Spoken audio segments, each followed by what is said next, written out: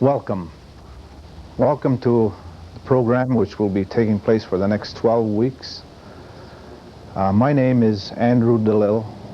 I'm from the reservation of Kahnawake, located near Montreal.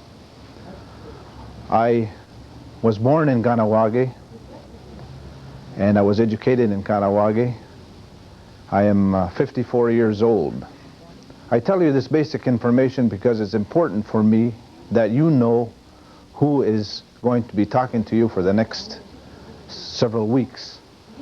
And it's always, to my knowledge, interesting to a person to have an idea that the person who is talking to you knows what he's talking about. I don't pretend to know all the answers, and if I don't know all the answers, I'll find them for you. But I give you this background for that reason. My grandfather, whose Indian name was also Tanahogote, was a chief of the Kahnawake Indian Reserve. My father, Gadaruje, was also a chief of the Kahnawake Reserve. I had several uncles who were also chiefs. Therefore, I believe that I was raised in the atmosphere of Indian things, politics, culture, and so forth. I was born in a period which allowed me to pass through many changes within our Indian community. When I was going to school in Kahnawake, we were being taught in the English language. But from my parents' information, prior to that, the children were taught in the French language. Consequently, the people of Kahnawake used to speak Mohawk and French, and then eventually spoke Mohawk and English. And as you will find out later on, we now learn three languages, which is namely Mohawk, English, and French. I did my grade school in Kahnawake and then went to a residential school in Victoriaville, Quebec. I spent 3 years there where I learned the French language and associated with a lot of French-speaking people. And then eventually ended up at Loyola High School in Montreal and finished my studies there. When I left, got married and started to work within the Montreal area. And when I finished that, I came back to Kahnawake. And when I came back to Kahnawake, although there was in past years many activities taking place, many sports clubs such as hockey teams, lacrosse teams, running teams, brass bands, baseball teams. When I got back to Kahnawake around the 1950s, middle 50s, there weren't many activities going on. Consequently, I was one of the people who formed what had been known then as the Mohawk Recreation Association, which established lacrosse teams, hockey teams, and so forth. And it was with this background that I became interested in the politics of the Indian people and the culture of the Indian people. As a member of that association, we developed sports, we developed cultural activities. And it was with this that I came to help our young people who were stuck in the courts of Montreal. Most of our young people at that time spoke Indian, and they were not understood by the authorities in courts or the governmental authorities, and someone was needed to help them out, to get them out of their problems. And I guess I became that person. And with that background, I was elected council member in 1959-60 of the Kahnawake Indian people. And later on, I became to be elected the chief, grand chief, and spent from that period up to 1982 really active in Indian politics. In that period, I became interested in national Indian politics, and consequently in 1959 I took a trip to Winnipeg, Manitoba with other Indian people, and we formed what has now become the National Indian Organization, Assembly of First Nations. At that time, our first organization was called the National Indian Council. And it was the first time Indian people from across the country got together. And we didn't know each other, and we got to know each other eventually. And with that knowledge, I got back to Quebec, and I found out that the Indian people in Quebec were not organized. We had never met each other. So about 1962-63, we formed what has been known as the Indians of Quebec Association. When I first met Indian people from other areas, it was strange. I being a Mohawk, and the Indian people from the other areas being Abenaki, Montagnais, Micmac, Huron, Cree, and so forth, a lot of the people that came from the north were actually afraid of me and my delegation, because in the history books they had learned that the Mohawk people were bad people. So there was some reluctance on their part to have any discussions with us. Eventually we got together and we formed the Indians of Quebec Association, and I was part of that. And within that period, we started defending the rights of a lot of people. We made claims on behalf of a lot of these Indian people. We helped them bring back their culture. It was just at a period in time when the government was not being restrictive in the practice of our culture.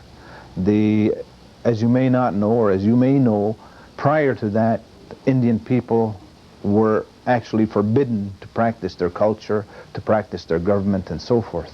And these aspects I'll be touching on when I start talking about Indian rights and privileges.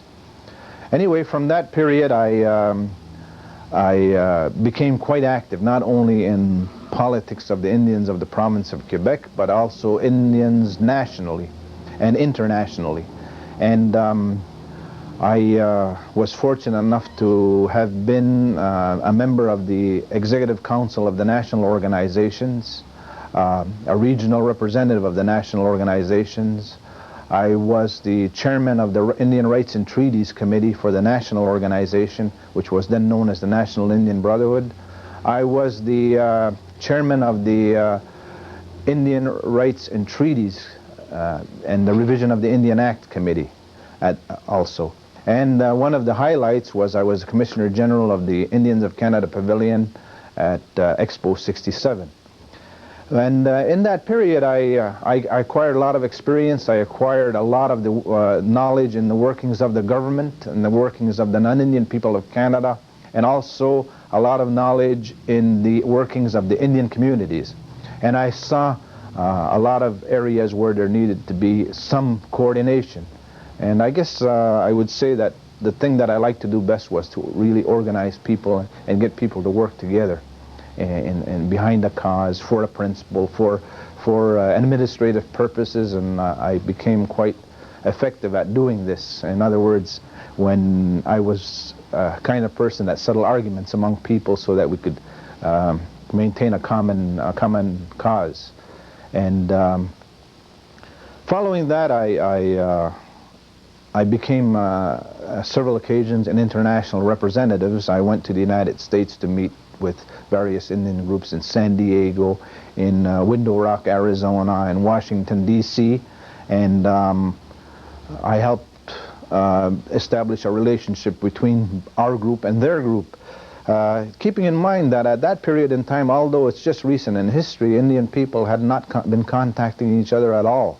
And it was a unique situation. It was a first-time situation.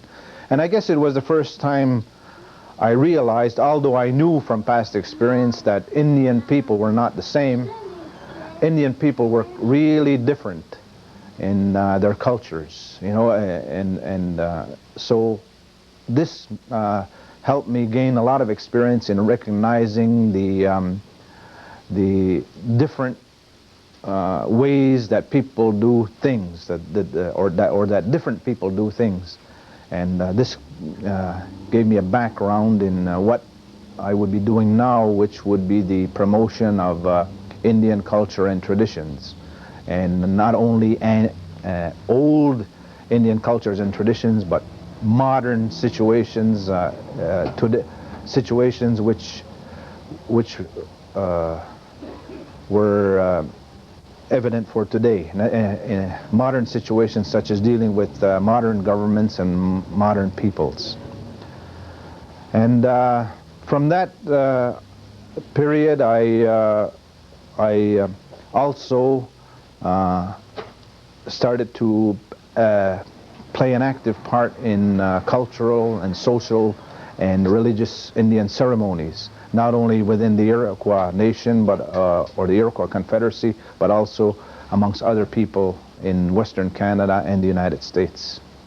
So with that background, I think that I can give you a lot of information and answer a lot of the questions which you may have. And the program that will be coming up will be, this first program will be, of course, my introduction. And then the second program would be the introduction of Kahnawake and the Iroquois territory, and the introduction to Okwari. And then the next program would be the introduction of other Indian nations in Quebec and Canada and the United States. And then we'll talk about the rights and privileges as interpreted by governments and as interpreted by Indians. As you know, rights, Indians think that they have certain rights and government thinks that Indians have rights, and it's not always the same.